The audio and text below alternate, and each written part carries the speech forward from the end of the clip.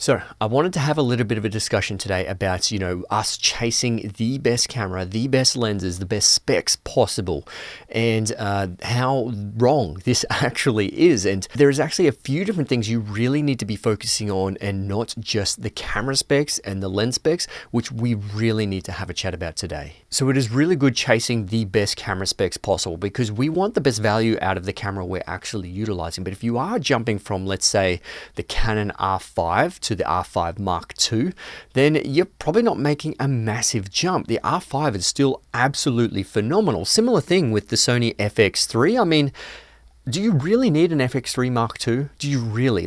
There is so much incredible camera technology inside that camera right now that can shoot feature films. Do you actually need anything more?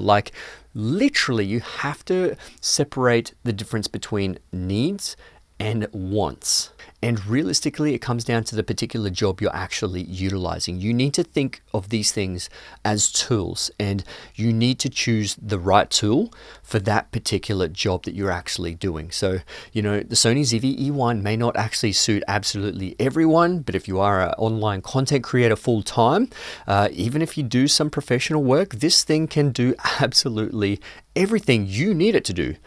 The one thing that we have to think about is the person behind the camera, because that's what matters the most. I've been shooting a lot of fitness stuff recently, and really what's gotten me thinking is that lighting is one of the most, if not the most important thing when it comes to actually capturing the scene. This is not talking about the directing and acting, but also talking about the actual story that we're actually trying to capture. This is talking about just the cinematography basics and revolving it around the camera and lighting department. And when you actually have a scene that's properly lit, there is barely any camera that can do a pretty bad job. You could literally pick up almost any camera and do a really good job if it is lit properly, which gives you the chance to expose properly. And this is where I'd have to say, for pretty much anyone from beginner, intermediate, and professional, investing in lighting is probably one of the best things that you can do for your business right now. So investing in lighting is absolutely going to do you so much more wonders for your business and for your, self-growth than buying the latest and greatest camera and lens, mainly for the fact that you can pretty much get the same image if the scene is lit correctly. Even a scene like this is just a 300 watt Amaran light outside at 3200 Kelvin, and it's just projecting a simple shape on me. You probably can't even see the projector shape, but it's hard lighting, and it's kind of, frowned upon. Some people don't like hard lighting, but hard lighting can be pretty flattering if you know how to actually utilize it.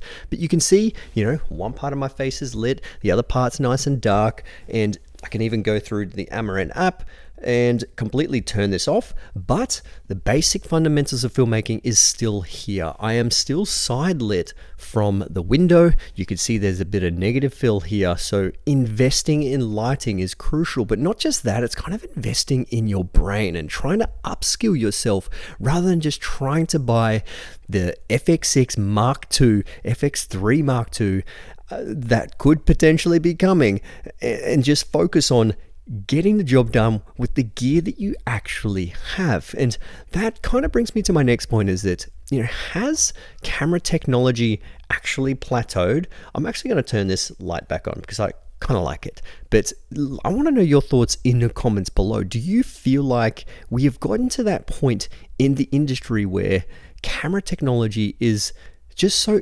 incremental now? The A7S III sort of hit. It was like, bam, 120 frames per second. Take that, guys, future proof.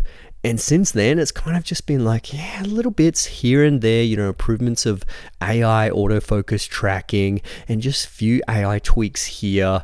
And, resolution battle is kind of over. We're kind of going for the dynamic range. We're kind of going for, the rolling shutter / global shutter performance.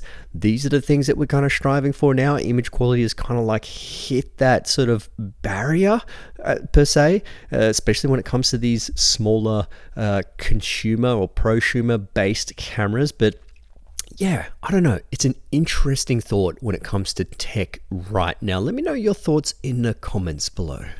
And the biggest things with these specs in the cameras and lenses is that it just makes our job easier. That's probably the biggest thing about having a better quote camera, is that it has features in there that's going to make our job easier.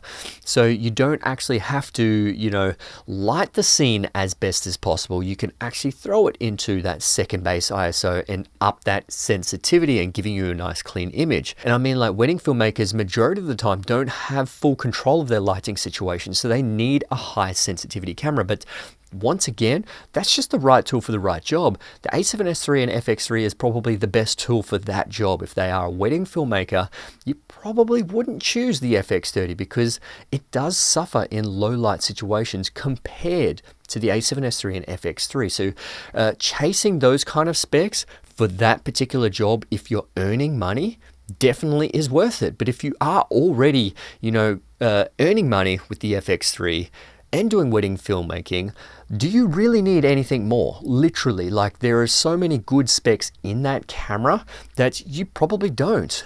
And look, one big thing is that you're going to have to begin to understand that not every camera is going to be perfect. Like, the FX3 is a pretty incredible camera, same as the A7S III. I mean, same as the R5 Mark II.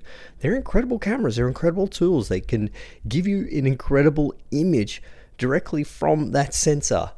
But it does come down to the person behind the camera, and not every camera is going to be perfect. Even the most perfect of cameras probably won't be perfect because it would be very expensive, and camera manufacturers just won't do that for us. But technology is just going to keep changing, keep evolving, keep getting better, and you can't just strive for the best of the best of the best all the time. That is the biggest thing, and that is a trap that we get into.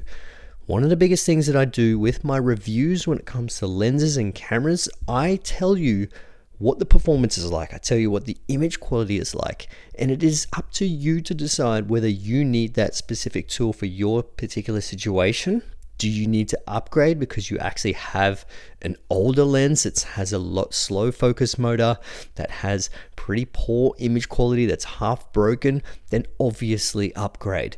That's why I love doing camera versus camera, because I actually break down what camera specs is in each camera and which one may actually suit you. So that's why I love doing, those kind of camera comparisons within the Sony ecosystem. It just gives you more chance to see what specs you actually need for your job, because everyone's different.